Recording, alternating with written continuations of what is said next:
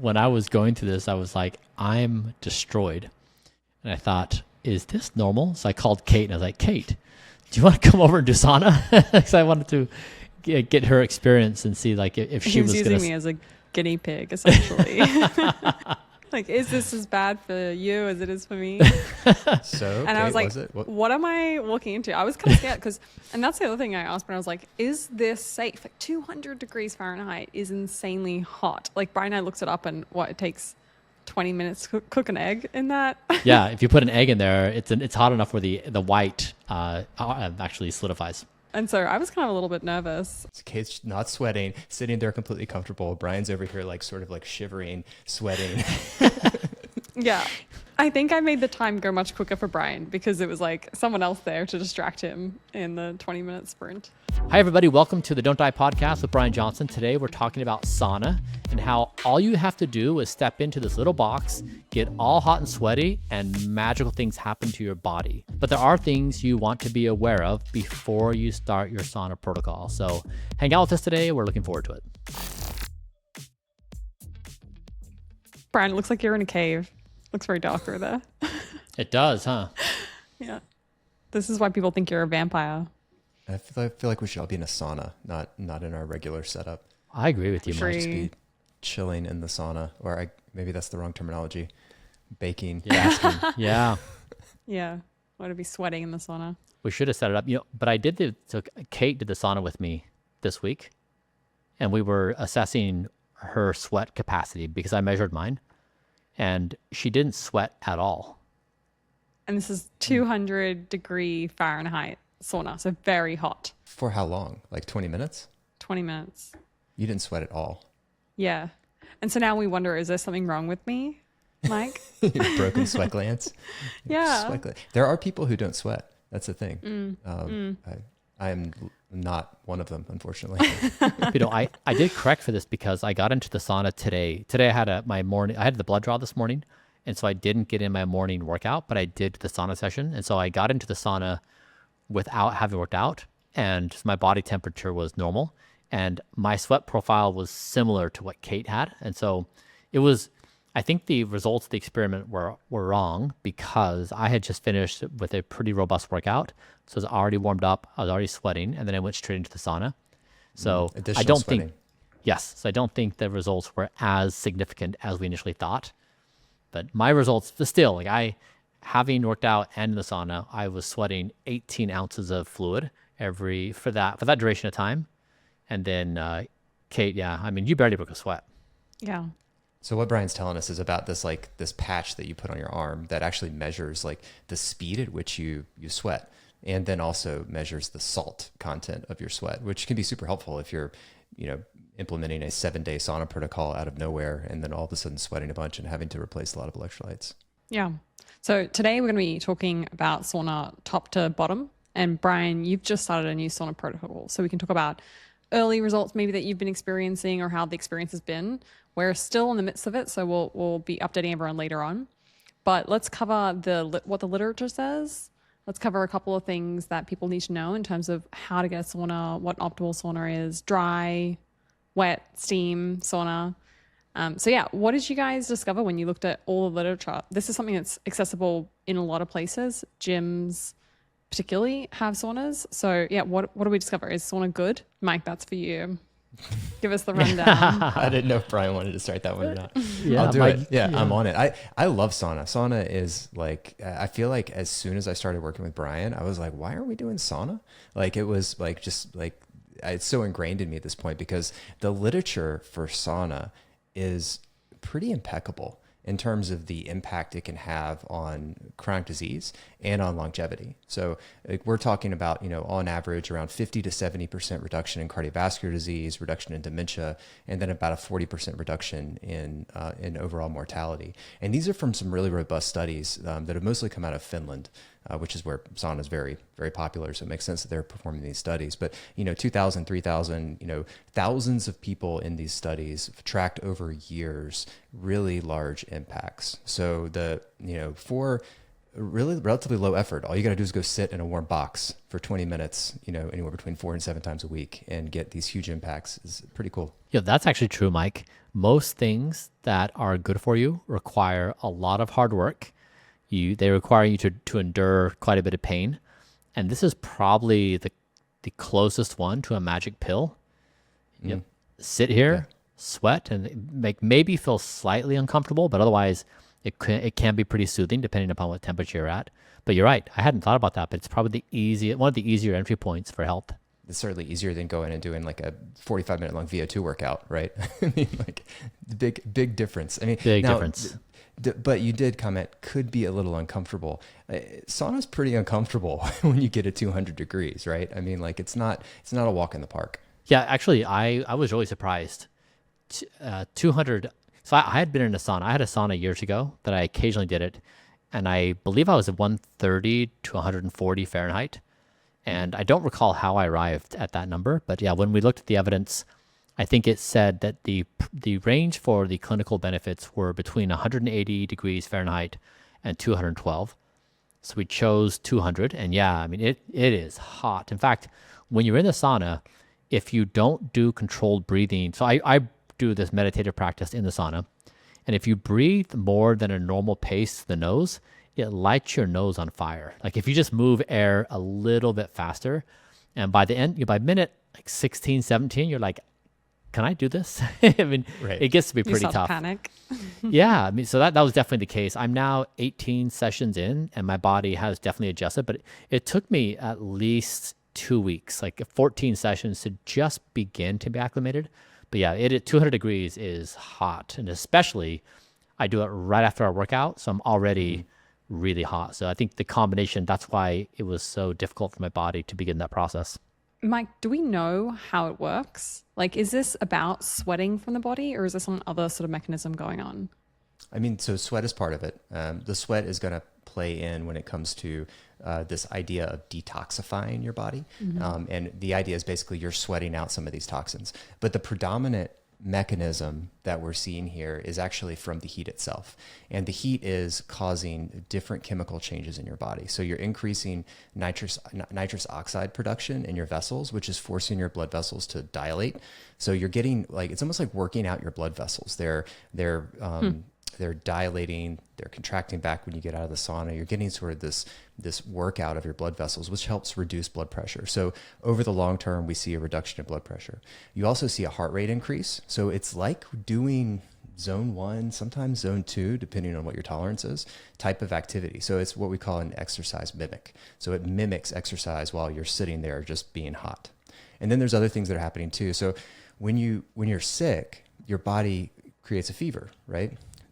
One of the things that fever does is it activates these chemicals called heat shock proteins. And heat shock proteins are called the chaperones of proteins, which means they kind of usher proteins around and help them move around your body. And they also help fix any misfolding of those proteins. So when you're sick, some of your proteins get messed up. Your heat shock proteins come around, they refold those proteins for you. They help them work better, basically. So these heat shock proteins have lots of benefits, and sauna is a nice way to activate them without actually having to have a fever. So you go sit in sauna for 20 minutes, activates all your heat shock proteins. You leave the sauna, your heat shock proteins are still elevated. So we're seeing a similar sort of like hormetic response that we saw with HBOT, hyperbaric oxygen therapy, where we had this like negative insult of hyperoxygenation, right? Similar sort of thing where now we remove the negative insult, but we're getting the continued benefit that it's created in the body over hours to a day after the sauna session. Yeah, those heat shock proteins, we were looking at measuring those. It was too hard for us to do it logistically, but some of the evidence points to heat shock protein 70 and 72 can experience a 2 to 6-fold increase in circulating levels within 30 to 60 minutes. And so they've got a pretty short half-life, some of these, but yeah, you get these really big spikes post-sauna use, which makes sense when you do it repeatedly on a weekly basis. There's also some hormone effects too. So you see growth hormone increase with sauna use. You see cortisol reduction. And you can see a reduction in inflammation. So CRP has been shown to go down with sauna as well. So probably not as strong as HBOT, but still a marked like 30% reduction in CRP from sauna use, which is pretty cool. So Mike, we did a big blood draw this morning Do you think that after, I guess, 18 sessions, we would expect any changes in my blood markers? I doubt it. I doubt it. Because your blood markers are so like optimized already. I think if we were starting from a different position, like if we took evening Bryan and put evening Bryan in the sauna every evening, maybe we would see some changes. But given where you're currently at right now, I think it's gonna be hard to measure anything remarkable on the actual blood tests themselves. I think if we were measuring heat shock proteins, we would see something, but that's too hard to do. And I do think it sounds like we're seeing something on the actual blood pressure as well. So yeah, we're seeing changes, challenging to measure when it comes, or challenging to measure when it comes to like CRP or some of your hormones, which are already pretty optimized. Mm-hmm. I mean, one thing I did notice is at the blood draw this morning, my blood flow, the phlebotomist used a 23 gauge needle, which is smaller than the typical 21 they use for these kind of draws, and my blood just came like spurting out. And this was also true. I did another blood draw earlier this week, and same thing. Like I think more at a higher velocity than I think I've seen my blood come out in a long time. Do you think that has anything to do with sauna? I don't know. I mean, it's possible. I mean, we have seen some changes in your pulse wave velocity, your augmentation index, all those things in your blood pressure. You have seen a slight drop in your blood pressure. So maybe, I guess it's certainly possible. What I'm super interested in seeing actually is some of the toxin levels, because we do know that there is an increased excretion of some of the heavy metals, and then also PFAS and some of the fat soluble toxins in sweat. So the increased sweating, you're already sweating a good bit with exercise, but markedly more with sauna, right? I mean, you're having to hydrate more, I know. So we would expect to see an increased excretion of some of those toxins. Yeah, so I guess maybe to back up, we jumped right into the details. So yes, okay, everyone, we started a brand new longevity protocol. This is the follow-up. We just completed hyperbaric oxygen therapy, and we published those results. And the data we got from that was it was potentially the most efficacious therapy we have ever done in terms of whole body rejuvenation, just from head to toe. There was something interesting throughout the entire body. And so we've now set our sights on sauna. And so as Mike was saying, that the evidence around sauna is really good. There's been some limitations in that most of the evidence is observational and not interventional, where you set up a clinical trial, but still it's very compelling. And so we completed as we do it with all things, we completed a pretty robust baseline measurement. Okay, for baseline measurements, we did a full blood panel. So that's over 100 different markers. And they're the things you would expect, like cholesterol, inflammation, testosterone, things like that. We also did a few vascular health markers, including SDMA, ADMA, and F2. We also got a central blood pressure device. So this is like you're getting your blood pressure done at the doctor. They put the cuff, but this one does central blood pressure. It's looking at the following things. It's looking at central systolic blood pressure, central pulse pressure, augmentation pressure, and then something called SEVR. And so I've been doing that on a regular basis, measuring myself in the morning. And that gave us a nice baseline. Actually, we can go over those as baseline measurements. So we have here the measurement from baseline, and then we have a measurement with 7 sessions. And you see, for example, in central blood pressure, there was almost a 6% improvement. I started at 103, and after 7 sessions was down to 97. Central pulse pressure went down from 28 to 22, a 21% improvement. And then you see the other ones like the augmentation pressure, augmentation index. Mike, what's your take on, after 7 sessions, some pretty meaningful changes in vascular health? Pretty impressive. I mean, like, this is what we've seen in a lot of the studies, although all of the studies were much longer duration. They were weeks to months of observational data, sometimes even years. So we saw pretty remarkable changes in blood pressure. But the fact that we saw this after 7 sessions is pretty awesome, actually, because it really suggests that the actual dose happens relatively quickly. So, while it might take longer for someone who's coming from a place of hypertension to get to a place of normal blood pressure, the fact that there's actually a response this quickly is really encouraging for the idea of sauna being a relatively quick treatment for elevated blood pressures. And to give context on what these things mean, for example, like when the central systolic blood pressure comes down from 103 to 97, it means that there's 5.83% less pressure around my heart and my brain and other organs throughout my body. When my central pulse pressure drops from 28 to 22, it's a 21% increase in the flexible aorta, so it's less load on my heart. And then the augmentation pressure change from 2 to 1, it indicates decrease in arterial stiffness. So it's like increase in aortic compliance. And so like these are really big numbers. I mean, like if I'm a heart and I'm going about my daily activities, and all of a sudden my life gets 5 to 20% better, that's a really big difference on my daily activity being a heart. So I mean, I wonder if these will sustain, or I wonder over various measurements how much we'll see, how much variance we'll see within the measurement. But yeah, pretty significant. Yeah, I wonder if we end up just seeing consistency with it after this point. So we've seen our initial drop, and now it's just a matter of continuing that regular dose of sauna in order to keep the blood pressure metrics about the same. Because I mean, really, we wouldn't expect much more improvement. There's not much more improving you can do, really, Brian. Like you don't want your blood pressure much lower, right? Like it's already relatively ideal.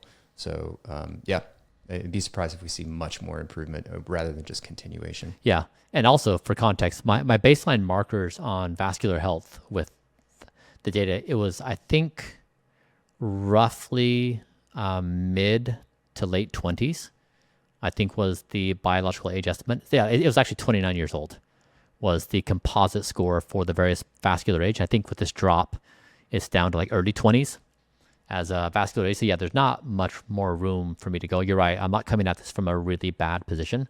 So yeah. But there are some areas that we might see some changes, like so in the basic blood panel that you did, all the markers that we normally check, your inflammation markers were all really low. I doubt we're going to see much change there.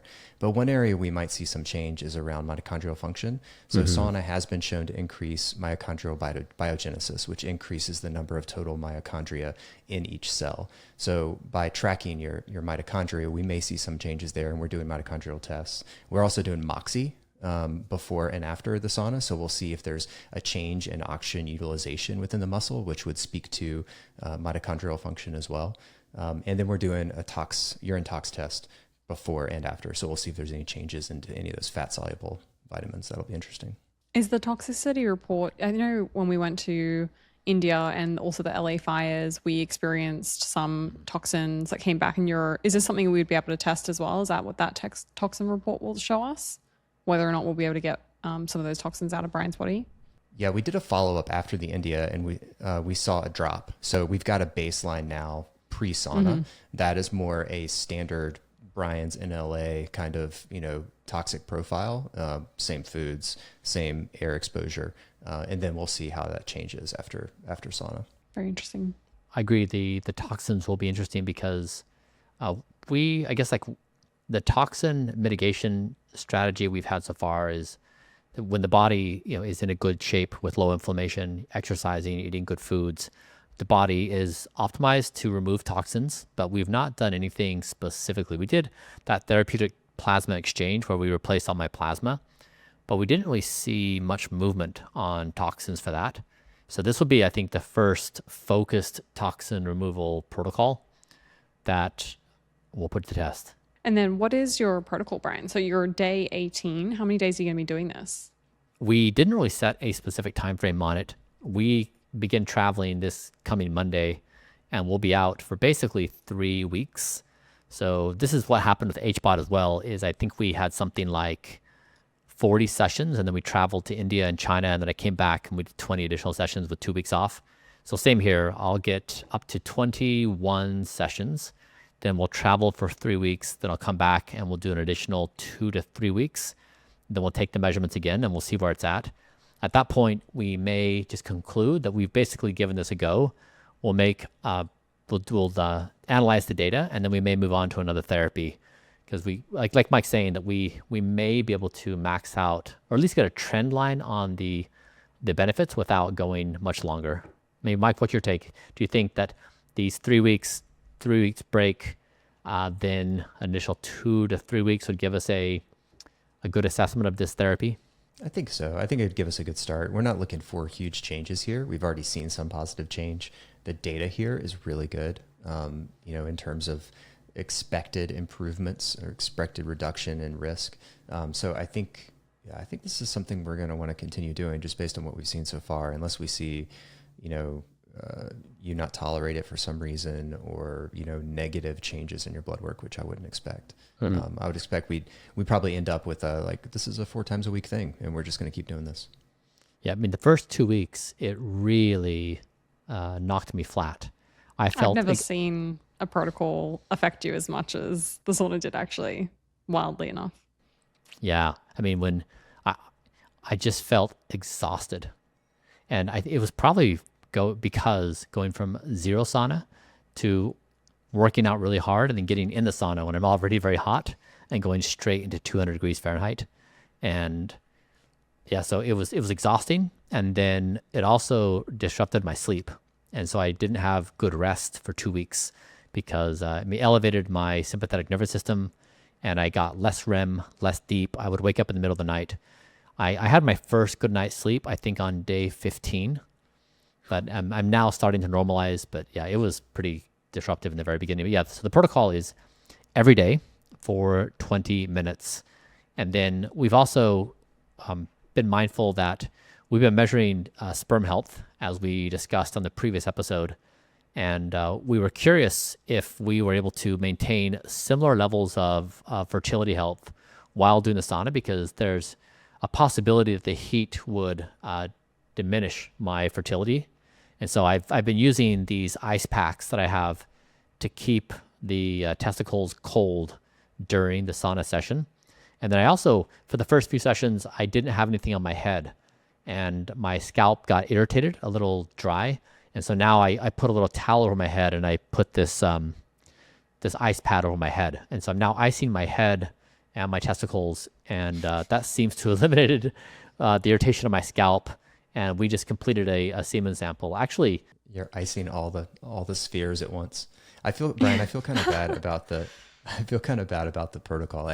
So I'm surprised, to be honest with you, I'm surprised that this affected you so much, because you have not flinched at every other thing we've thrown at you. And so I like, normally I would ease someone into sauna, but because I've got this experience with you now, and you're like, whatever, yes, I'm doing this. Like, you're on it. I didn't expect you to get so rocked by this one. So my apologies. We could have eased you into this. We could have not done it right after exercise, because that makes it way harder. We could have started at 170 and then worked our way up to 200. We could have done 3 days a week and then worked up to 7. Sorry, man. I appreciate that, Mike. Yeah, It's kind of Bryan style to go it all is in. like, it is Yeah. we started doing this prep. The evidence is so compelling, and it's such a fun game to play. I just really couldn't help myself. I just wanted to go. And so, yeah, I appreciate the gesture. Also, I was kind of in it, and if it required enduring some pain and discomfort, all the better.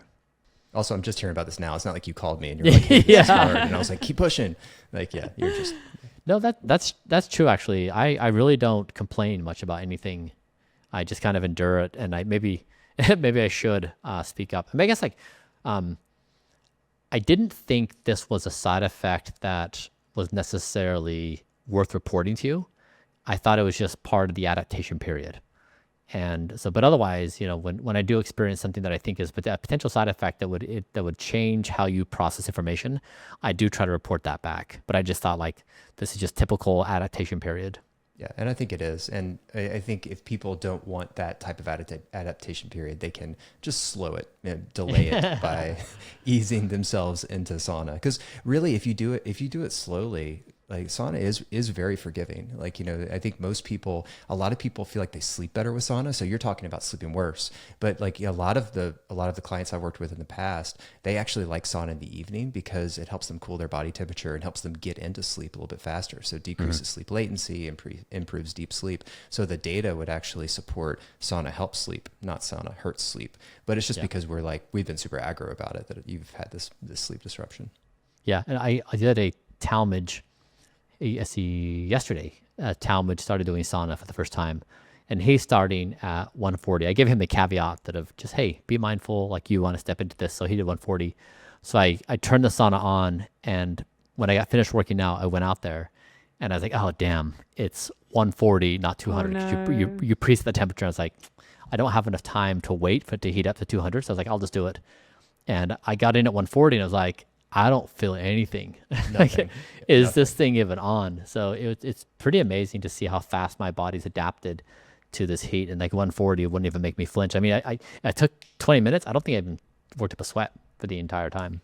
So infrared, and infrared saunas only get into about 140, 150, right? Yeah. So there's a few of them that get to 155, and the argument from infrared sauna people is that it's getting deeper into your body, but it's hard to believe. I mean, like, one, there's the research that suggests that hot sauna is better, or is, at least more supported in the research than infrared. But like, you Yeah. get in a 150-degree infrared sauna and then you compare that to a 200-degree dry sauna, you can feel the difference. Like, your body is uncomfortable in one and totally chilling, like nothing's happening in the other. A lot of people are asking the difference between a dry sauna and wet. And so the dry sauna, this is a definition, is it's 10 to 20% relative humidity, whereas a wet sauna, you're approaching 100% humidity. So that's the primary difference. And then the Finnish sauna is between 176 and 212 with the 10 to 20% relative humidity. And so I think that the conclusion here was there's a lot more evidence on dry sauna than there's wet sauna, and that the dry sauna is actually probably the more robust therapy. And then can you talk about, so Bryan, you were experiencing cramps in the middle of the night. Can you talk about your rehydration protocol? Yeah. Yeah. So the first 3 days, I did not replenish enough with electrolytes. So I started, we've been making this Blueprint electrolyte product. And because like all things, we want to source our own ingredients and test them and not be subject to other people's processes. And we were trying to figure out how much I would need for sodium intake and potassium and magnesium. And so I was supplementing a few 100 milligrams of sodium, and then I think it was like 100 or 200 of potassium, 60 to 100 of magnesium, somewhere on there. And I started having these intense, like the most intense cramps I've ever had in my life. I would like wake up and just have to jump out of bed because it's excruciating, and walk it off, and then just happened repeatedly. And so then Mike, I've reported the side effect to Mike, and Mike was suggesting first we need to get a baseline, because we need to figure out, because Mike was asking me, am I a salty sweater or not? And he said, if you're a salty sweater, then you have, after you work out, you have rings of sweat, of salt. And I don't have that. At least I haven't noticed that. And so I was speculating that I wasn't a salty sweater. But then we use this patch made by Gatorade that you put on your inner forearm, and it measures your sweat rate and your sodium content in your sweat. And so in a 20-minute session at 200, after I had worked out, I generated 18 ounces of sweat, and then my sodium was between 29 milligrams and 36 thereabouts for every ounce. So for a 20-minute session of sauna, I was somewhere in between 600 and 700 milligrams of sodium that my body would excrete in sweat. And so then we mapped that out, and then we mapped the electrolyte intake for the right ratios of sodium, potassium, and magnesium, and they've since gone away. So I do have, and we've got back into electrolyte balance, but I was not balanced initially. So to recap all that, it's a dry sauna, Finnish style, 200 degrees Fahrenheit, which is around 93 Celsius. You do 20 minutes every day. You wear an ice pack on your head and on your balls, and you rehydrate with electrolytes immediately afterwards. Do you also drink beforehand? And then you do morning sauna, it sounds like. That's right. Not evening, because it disrupted your sleep. Yeah. But the science doesn't say that that's necessarily true for everyone. So, and then are you drinking beforehand water? Yes, I drink a total of 36, and I guess 40 ounces, 20 before and 20 after. So I do electrolytes, half of the electrolytes before and half after. And Mike, is that a protocol that someone at home could replicate for themselves? Totally. Yeah, it's relatively easy. I think you might want to play around with the salt a little bit, or do one of those salt measuring stickers from Gatorade. But somewhere around 500 milligrams of salt is probably reasonable for most people. You definitely want to be on the upper end of water. Around 36 ounces is reasonable if you're doing 20 minutes at 200 degrees and you're a heavy sweater. It sounds like, Kate, you need 1 ounce of water afterwards somehow. I don't know. And maybe no salt, maybe negative salt. But like the idea is there's a linear relationship between dose and effect here. So the more dose you get, the greater the effect, at least for outcome data, for cardiovascular disease, for dementia, for mortality, all of those things. So 1 sauna session a week is good. 7 sauna sessions a week is better, right? So it truly is the more the better in this case. At least that's what the data suggests. There are people who should probably be careful in sauna. So you're not asking this, but I'm going to say it anyway, Kate. Like pregnancy, you should not really be going in a sauna, just like you shouldn't be going in a hot tub. People with unmanaged cardiovascular disease should not be going in a sauna without talking to their clinician. People who have difficulty with electrolyte shifts, there are people like with POTS syndrome or other issues where they have difficulty with electrolyte shifts, get dizzy. Those people need to be very careful because like you're pushing a lot of your blood from your central circulation into your tissues as your body tries to cool down. And that can cause dizziness and lightheadedness. So be careful the first few times you get in it. Don't do like Bryan. Don't start off at 200 degrees 7 days a week for 20 minutes and push through all the pain. Like ease into it, see how you feel. But this is certainly something that I think everyone can get. And there's even ways to get a similar benefit without saunas. So if you're like a warm bath, taking a warm bath, going for exercise, similar sorts of mechanisms happening in the body. When I was going to this, I was like, I'm destroyed. And I thought, is this normal? So I called Kate and I was like, Kate, do you want to come over and do sauna? Because I wanted to get her experience and see like if she was using me as a guinea pig, essentially. Like, is this as bad for you as it is for me?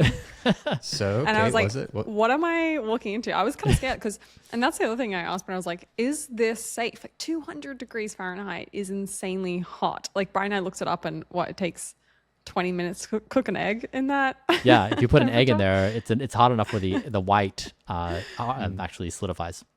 And so I was kind of a little bit nervous, but it totally worked out totally fine. For me, it was so comfortable and I love the heat. It was just like a being in the sun. It was so nice, so soothing. Kate's Kate, not sweating, sitting there completely comfortable. Bryan's over here like sort of like shivering, sweating.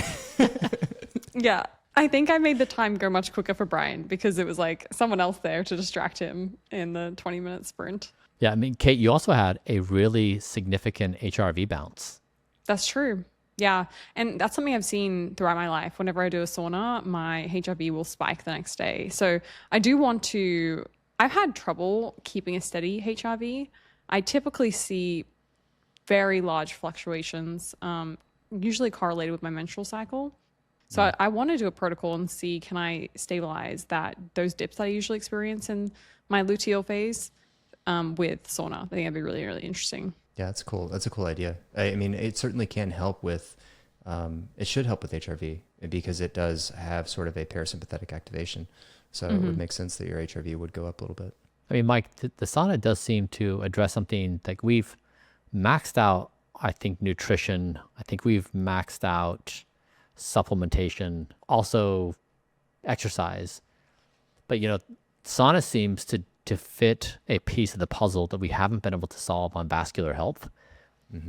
Are there other things that would be competitive with sauna so if we didn't do sauna, we wanted a similar vascular improvement, what therapies would we look at? Or does sauna hold a pretty unique position in terms of its ability to generate these heat shock proteins, to work on the endothelial function, increase blood by 70%? Your best bet outside of sauna, like say, for example, you are someone listening and you don't have access to a sauna, you don't have a gym where you get to a sauna, your best bet is exercise. So in terms of like activating heat shock proteins, increasing core body temperature, like increasing BDNF, a lot of like really almost every single one of those list of mechanisms that we went through that sauna is activating, exercise also does.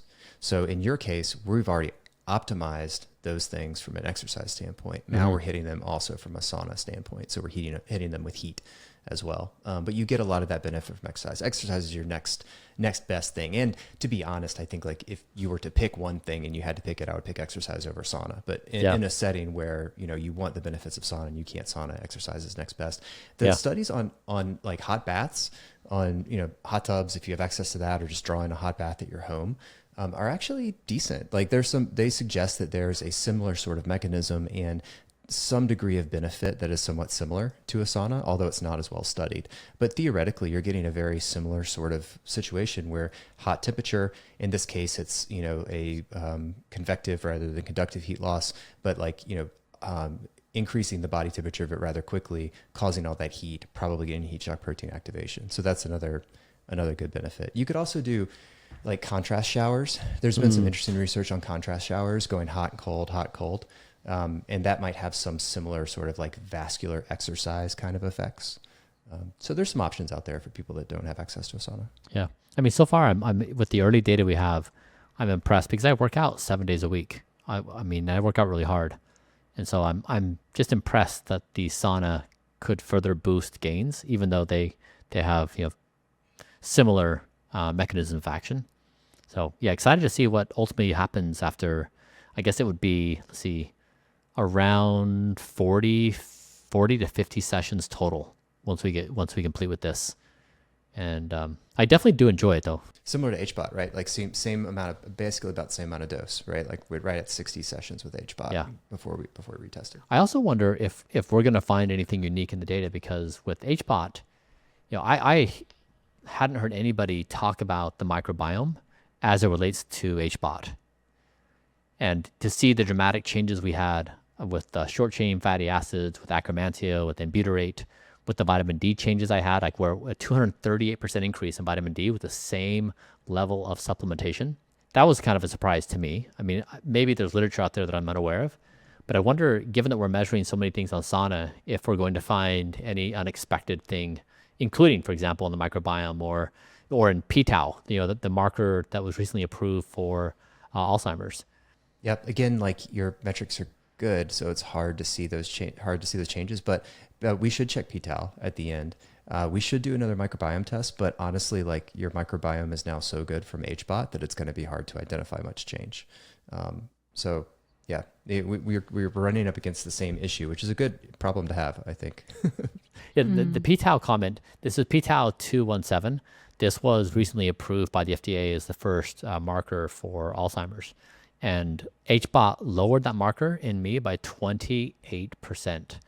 And so we need to, I think, do a bit of follow-up and see what the variance of that marker measurement is. But still, like, it's such a massive drop.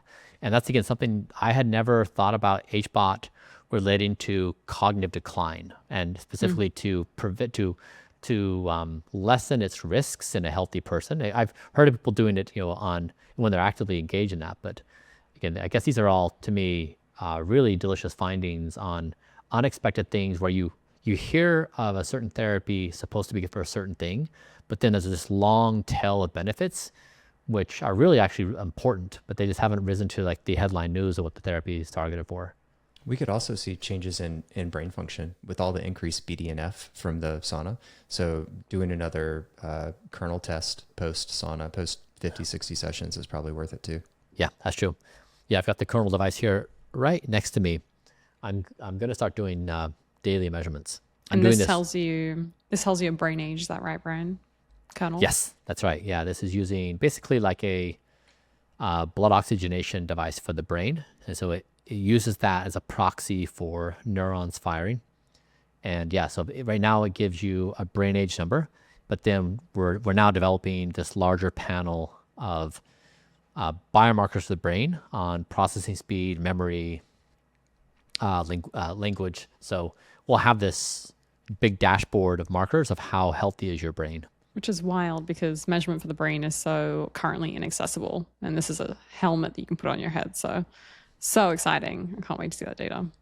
Mike, do you have an opinion, and maybe you don't have an answer for this, on whether or not Bryan should be nude in the sauna, aka not with potential polyester clothing, that kind of stuff as it's heating up? Yeah, I'd avoid plastics for sure. I think that wool is probably fine. wool or cotton would be okay. But I mean, it's in your backyard. Just go solo. No harm. Yeah. No harm. I mean, we actually were testing quite a few things for glyphosate. And for example, one of the lab results came back showing that a diaper we tested had, oh, I forget the data.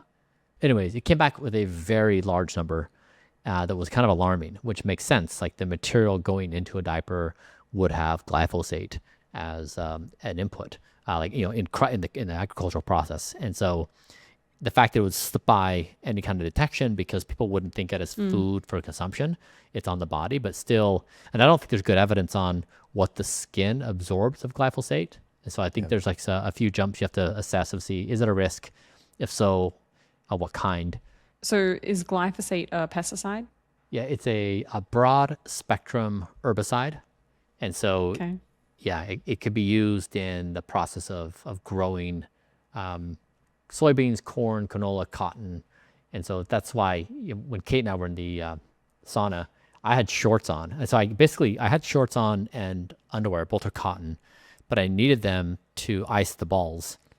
And Kate was like, maybe you should be nude because like we're learning from our tests that we're detecting glyphosate in foods and in diapers so there's no reason to believe that your cotton clothing is free from glyphosate.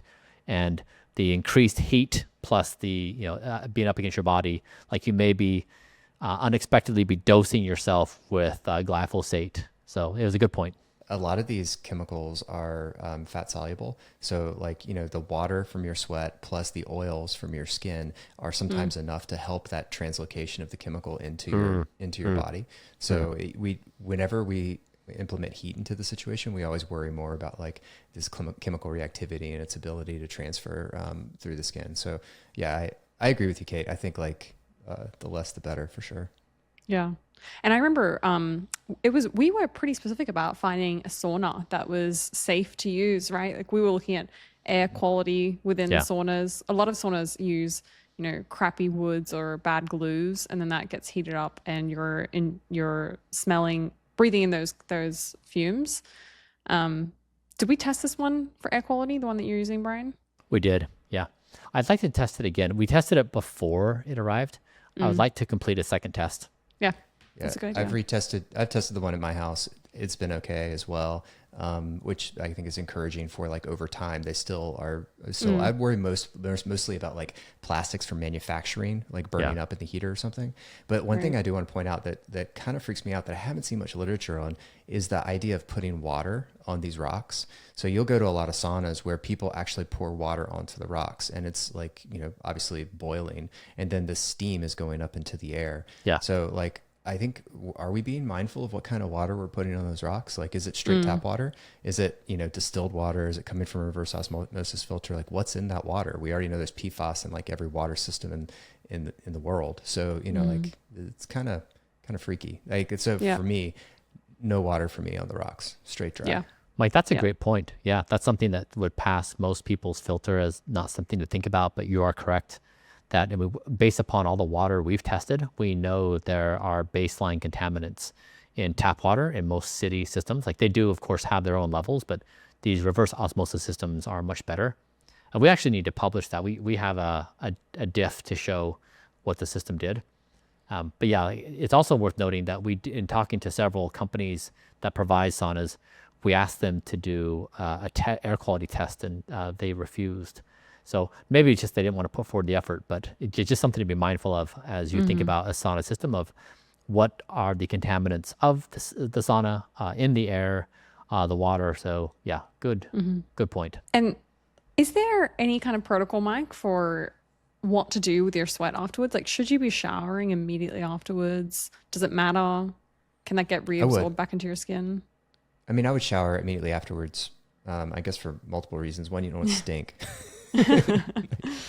So you got to start your day. No, yeah, like so there's metals, there's plastic chemicals, there's all PFAS. All these things have been shown to be in your sweat, like to the order of like 10 to 20 times the concentration that it's in your urine. So there's junk on you after you shower. You should or after you sauna, you should go shower and get that stuff off so that it doesn't get reabsorbed.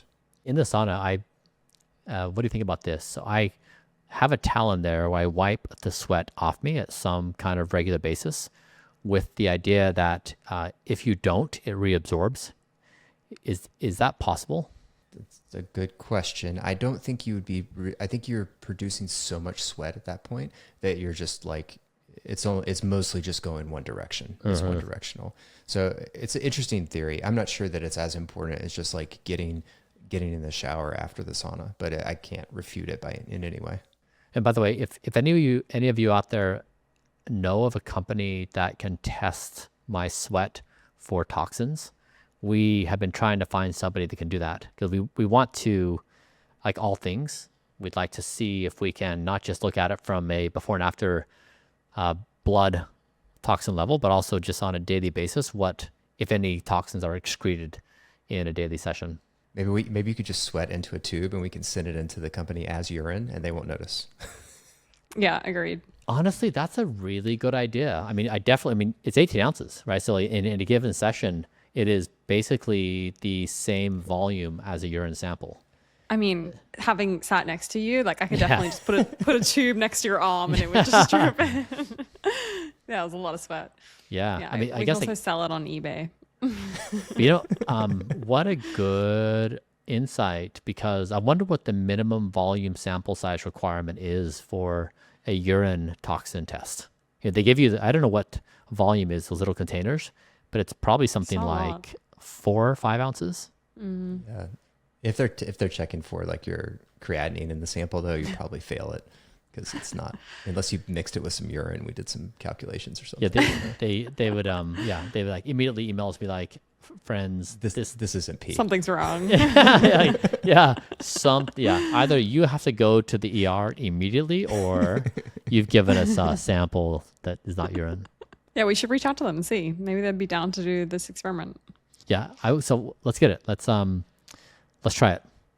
We'll see what the minimum sample volume is, and then we'll see if we can collect that amount. I mean, it's going to be hard because for the 18 ounces is spread throughout my entire body. And so I have to find a way to collect that in. I mean, you're also getting a lot of skin cells too. So, anyway, okay. And are we doing a microplastics test? I know we're doing PFAS specifically, but are we doing microplastics in the blood? Yes, we do. Yeah. Yeah. We have been doing it routinely. We have some good microplastic data recently on several things. Next episode live from the sauna. That one was hot. Steamy. Mike, do you have access to a sauna? Do you have one at your home? Yeah. I've got one in the garage. What temperature do you do it at? It depends on like how soon I remember to turn it on, but anywhere from like 170 to I've seen it 212 is the highest I've seen it. At that point, your eyes feel like they're melting. I think maybe there's like diminishing returns at that point. It's usually around I'm usually around 180, 190. Yeah, and how often do you do it? I would say on average, I get in there like 2 to 3 times a week. I would like to do it more. I would like to do it 4+. Like the data really shows like 4 is where you're getting like really good impact. Yeah. So that's where I'd like to be. Yeah. Kate, do you have sauna as part of your daily life protocol? I don't have sauna as part of my daily life protocol. I have space on my roof. I could get a sauna. Maybe I'll wait to see your results. Yeah. Roof sauna. That sounds pretty good. Are you not persuaded by the evidence we presented today and the initial results? I'm all in just for the experience of it, like the feeling of being in the sauna. But I would love to also see all your results. Just because you love the heat. Love the heat. Yes. The heat is my friend. I mean, you grew up in Australia and you basically was in a sauna. Yeah, right. The atmosphere. Yeah, and you were in the sun constantly, right? That was your Lots of UV damage. I went back home recently and it was like 13 UV, which is just wild. I think the top of the range is 15. And that was just an everyday kind of situation growing up. So, and did the people you saw, did your friends, did they have a similar sun kind of a routine style? They just spend time in the sun without thinking twice about it? Yeah, I mean, you met my sister. She came over to Bryan's house last week. and we all hung out and we did our usual routine, which is we show people what their skin age is using the multispectral imaging. And she came back with pretty significant UV damage, which correlates with the experience that we had both growing up, Yeah. where we would go lay in the sun at midday and try and get a tan. So yeah, it definitely wasn't a good situation. But unlike me, I've kind of gone down this path of now avoiding the sun. She still seeks the sun every day. And so it's really interesting to see the difference in our data. Yeah. Mike, have you done this skin age test? I have. Yeah. I didn't do great. Did you spend a lot of time? So it wasn't terrible. I hit my age perfectly, except for the left side from driving was 2 years higher than the right side. So from driving a car, like sun exposure from the car. But I hit my age perfectly, which is very different than all my other aging tests are generally like 7 to 8 years lower. So, but for skin, I'm like right at my age, which is unfortunate. You know, I can't get my daughter to embrace the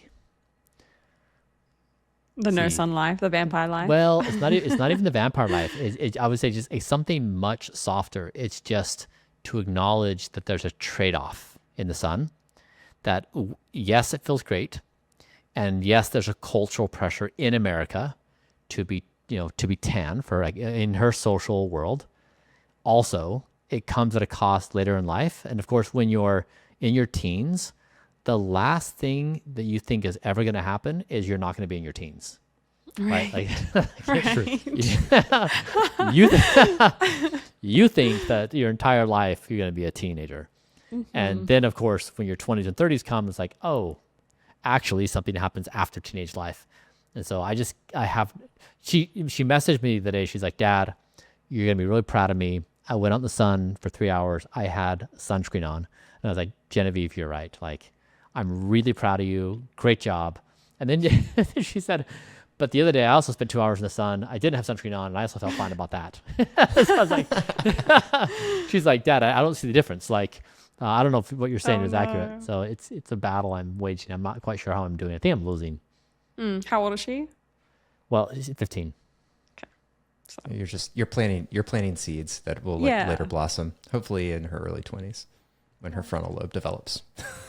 Well, she was like, Dad, I'm just gonna. Well, I won't say what she said, but like she had in her mind that there was like something that adults do to address that. I'm like, that actually doesn't address the problem. Like it's gonna cause your skin to just cut. What? You have to tell us, because now it's like this mystery. Like, well, what is it? I'm just imagining her like somehow finding out that I talked about her on a podcast, and she's like, Dad, you can't say that stuff. And so I was like trying to play it out.